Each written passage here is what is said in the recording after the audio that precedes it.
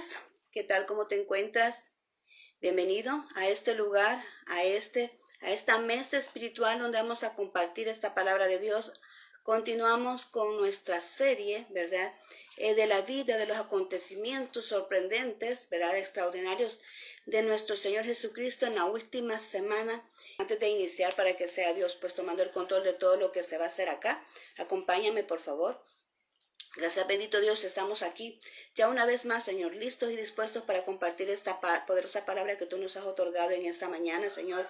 Bendice a mis hermanos, a mis amigos que están ahí al otro lado de la pantalla, Señor. Que esta semilla que vamos a sembrar ahora, Señor, quede en esa tierra fértil en sus corazones y que puedan dar los frutos, Señor, que tú deseas, Señor, que se den. Gracias, Cristo Jesús. Amén y amén. Bienvenido nuevamente a ti que te estás conectando y todos aquellos, ¿verdad?, que van a ver este video posteriormente. Bienvenido. También las personas que me escuchen allá en la página Aliento de Vida y también los de Manantial Palabra Viva. Bien, vamos a continuar, ¿verdad?, que es el día sábado y recordemos que Jesús se encontraba ahí dentro de un sepulcro. Pero algo muy importante que te quiero mencionar en ese instante de que Dios me mostraba es de que cuando vemos allá en el capítulo 62, 27 del versículo 62 al 66, ahí vemos, ¿verdad?, cómo es que estas personas, estos sacerdotes y principales de la iglesia se vinieron y se reunieron con Pilato y recordaron, ¿verdad?, lo que Jesús había dicho, que él al tercer día iba a resucitar. Pero ellos, para poder asegurar de que eso no sucediera, ¿verdad?, porque ellos no creían en el poder de Jesús, ellos decían que esa era una farsa y que lo que iban a hacer eran los discípulos venir y quitar, ¿verdad?, entrar a ese sepulcro y sacar el cuerpo, ¿verdad?, de nuestro Señor Jesucristo y después decir, ¿verdad?, de que Él había resucitado. Entonces, para prever eso, vino y dio la orden, ¿verdad?, de que fueran a cerrar, a sellar ese sepulcro, para poder estar seguro de que no iba a entrar nadie a sacar ese cuerpo. Y que además de todo eso, que pusieran guardias, ¿verdad?, vigilas, gente que estuviera vigilando ahí para que no existiera esa posibilidad. Pero mira qué maravilloso y algo sorprendente que quiero mencionar acá. Ahora bien, estamos hablando de los acontecimientos, ¿verdad?, que sucedieron ahí cuando dejaron a Jesús en ese sepulcro. Y vemos que ellos pusieron esa piedra en ese lugar, ahí en esos capítulos que te estaba mencionando, versículos desde 62 a 66, donde el cuerpo estaba dentro. Pero lo que te quiero decir es de que Jesús, a pesar de que estaba allí, ¿verdad?, a pesar de que estaba allí, él no se quedó allí. O sea, aparentemente el cuerpo estaba inmóvil, el cuerpo estaba allí sin vida.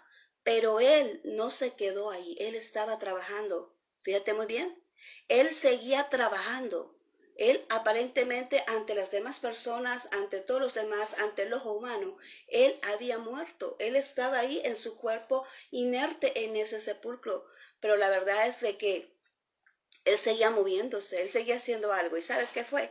Que él bajó al centro de la tierra a rescatar a todas aquellas personas que habían muerto antes, porque todas esas personas habían muerto con la ley, ¿verdad? Era necesario que él también viniera y sellara sus corazones con lo que es la gracia, con lo que es que Jesús vino a morir ahora por nosotros y que dice la palabra que por gracia nosotros somos salvos. Ellos también tenían derecho, ¿verdad?, de poder recibir ese pacto con nuestro Señor Jesucristo, que es el nuevo pacto.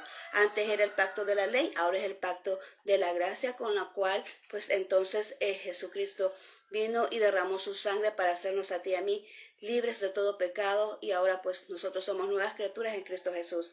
Entonces él hizo eso cuando él estaba en el sepulcro y ellos creían que como estaban vigilándolo, ahí estaba todo ya tranquilo, ya no pasaba nada, pero no, Jesús seguía trabajando. Y dice allá, ¿cómo te lo compruebo? Bueno, vamos a ver allá, recordémonos que él estaba en medio de esos dos ladrones, cuando lo crucificaron, ¿verdad? Lo crucificaron en medio de los ladrones. Y dice ahí Lucas 23:43, ¿verdad? Lucas 23:43 dice, entonces Jesús le dijo, de cierto, que hoy estarás conmigo en el paraíso. Le dijo a uno de los ladrones. Le dijo, de cierto te digo, que ahora estarás conmigo en el paraíso. ¿Y qué es ese lugar? Bueno, ese lugar está dentro del Hades. Yo sé que muchas veces tú has leído la palabra de Dios y has encontrado esa palabra. ¿Y qué significa Hades? Bueno, Hades es un lugar donde van todos los muertos. Amén. Entonces él dijo, desde ahora estarás conmigo en el paraíso. ¿Por qué? Porque iban a morir, ¿verdad? Y él también iba a ir allá aprovechando a rescatar a aquellas personas que estaban ahí también, como en el caso de Abraham, todos los que habían muerto antes, ¿verdad? De que viniera nuestro Señor Jesucristo, se encontraban en ese lugar, tanto así que es otro nombre como se conoce el paraíso, es el seno de Abraham. Cuando tú ves en la Biblia esos términos del seno de Abraham y el paraíso significan lo mismo, el lugar donde se encontraban aquellas personas que habían muerto antes de nuestro Señor Jesucristo, pero que eran sus hijos, que habían hecho un pacto con Él para hacer la voluntad de nuestro Dios. Amén. Entonces Él bajó, dice acá la palabra de Dios, dice también allá en Efesios 4, 8, 9, para comprobártelo, ¿verdad? Que la palabra está escrito en la palabra de Dios y dice, por lo cual dice, subiendo a lo alto, llevó cautivo la cautividad. Y dice, y dio dones a los hombres, dice. Y eso de que subió, ¿qué es? Sino que también había descendido primero a las partes más bajas de la tierra. O sea, Jesús antes de ascender, primero fue a rescatar a aquellos que estaban en el centro de la tierra y que estaban en el paraíso. Amén. Entonces, nuestro Señor Jesucristo, aunque estaba ahí, aparentemente para todos inerte, mira qué maravilloso, seguía trabajando. Amén. Hay acciones en nuestra vida que muchas veces aparenta eso. Porque somos similares a nuestro Señor, ¿sabes por qué? Porque andamos cargando su esencia. Por eso hay ciertas actitudes de nosotros, ciertas acciones que tienen que reflejar a nuestro Señor. Esa es una evidencia, que cuando tú vienes y haces una acción que te viene y eres parecido a nuestro Señor Jesucristo, pues estás en buen camino. ¿Por qué? Porque tenemos que hacer eso. Tenemos que ser como Jesús, porque somos sus hijos y los hijos se parecen a los padres, ¿no es cierto? Entonces nosotros somos sus hijos, somos creación de nuestro Dios y tenemos dentro de nosotros su naturaleza. Entonces hay acciones que nosotros van a aparentar, ¿verdad? Que quizás estamos inertes, pero no, estamos haciendo algo para nuestro Dios y así fue que nuestro Señor Jesucristo lo mostró, ¿verdad? Él no se quedó con nada, no dejó ningún cabo suelto, como decimos aquí.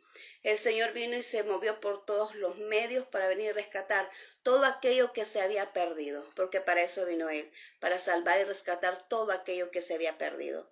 Entonces Él vino y después de que estuvo en ese sepulcro no se quedó ahí esperando a resucitarse. No, Él aprovechó su tiempo en esos 3 días que estuvo en ese sepulcro y dijo, no, falta personas a quien yo tengo que ir a rescatar. Y esos son los que estaban allá en el paraíso, los que estaban muertos allá en el Hades, los que habían muerto antes de que Él viniera. Él los fue a rescatar en ese momento.